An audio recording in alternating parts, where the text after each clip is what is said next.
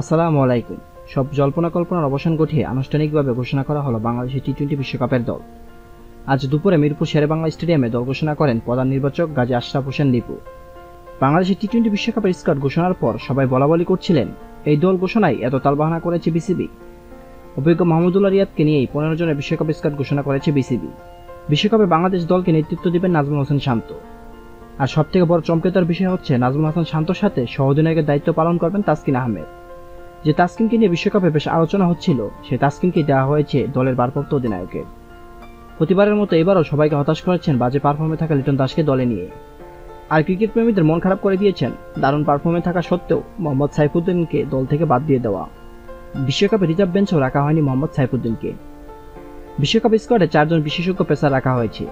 মুস্তাফিজুর রহমানের সঙ্গে শরীফুল ইসলাম, তানজিম সাকিব ও তাসকিন আহমেদ জায়গা পেয়েছেন। সাকিব আল হাসান সহ 4 বিশেষজ্ঞ স্পিনারও আছেন। সাকিবের সাথে আছেন শেখ মাহাদি হাসান, তানভীর ইসলাম এবং রিশাদ হোসেন।